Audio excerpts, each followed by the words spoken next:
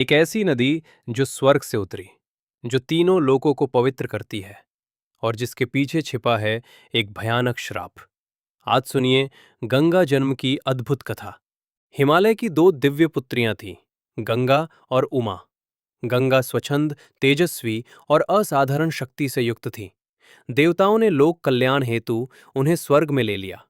उमा ने कठोर तप से महादेव को पति रूप में पेश। महादेव और उमा के विवाह के बाद भी संतान ना हुई। देवताओं को शिवपुत्र के तेज का भय था।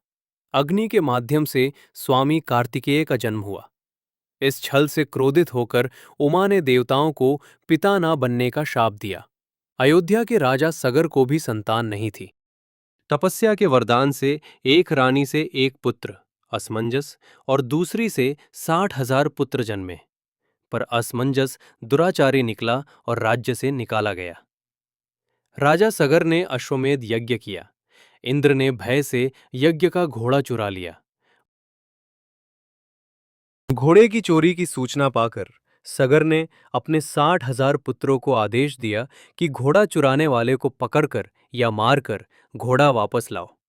पूरी पृथ्वी में खोजने पर भी जब घोड़ा नहीं मिला तो इस आशंका से कि किसी ने घोड़े को तहखाने में न छुपा रखा हो, सगर के पुत्रों ने संपूर्ण पृथ्वी को खोदना आरंभ कर दिया। उनके इस कार्य से असंख्य भूमितल निवासी प्राणी मारे गए। खोदते खोदते वे पाताल तक जा पहुंचे। उनके इस नृशंस कृत्य की देवताओं ने ब्रह्मा जी से शिकायत की, तो ब्रह्मा जी ने कहा कि ये राजकुमार क्रोध एवं मद में अंधे होकर ऐसा कर रहे हैं।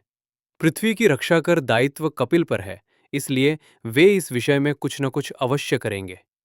पूरी पृथ्वी को खोदने के बाद भी जब घोड़ा और उसको चुराने वाला चोर नहीं मिला, तो निराश होकर राजकुमारों ने इसकी सूचना अपने पिता को दी। रुष्ट होकर सगर ने आदेश दिया कि घोड़े को पाताल में जाकर ढूंढो। पाताल में घोड़े को खोजते खोजते वे सनातन वसुदेव कपिल के आश्रम में पहुंच गए। उन्होंने देखा कपिल देव आंखें बंद किए बैठे हैं और उन्हीं के पास यज्ञ का वो घोड़ा बंधा हुआ है। उन्होंने कपिल मुनि को घोड़े का चोर समझकर उनके लिए अनेक दुर्वचन कहे और उन्हें मारने के लिए दौड़े। सगर के इन कुकृत्यों से कपिल मुनि की समाधि भंग हो गई। उन्होंने क्रुद्ध होकर सगर के उन सब पुत्रों को भस्म कर दिया। भस्म हुए सगर के 60,000 पुत्रों की अस्थियां उसी स्थान पर बिखरी पड़ी रहीं।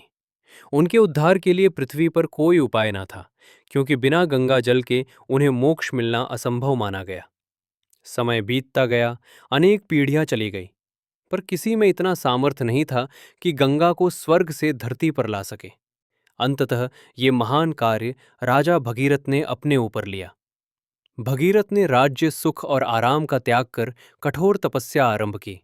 वर्षों तक घोर तप करने से वे भगवान ब्रह्मा को प्रसन्न करने में सफल हुए। ब्रह्मा जी ने गंगा को पृथ्वी पर भेजने की स्वीकृति दी, किंतु गंगा के प्रचंड वेग को धरती सहन नहीं कर सकती थी। तब भगीरथ ने भगवान शिव की आराधना की।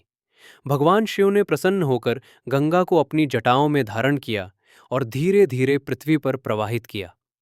गंगा भगीरथ के पीछे पीछे चली और कपिल मुनि के आश्रम पहुंची। वहां गंगा जल के स्पर्श से सगर पुत्रों की अस्थियां पवित्र हुईं और उन्हें मोक्ष की प्राप्ति हुई।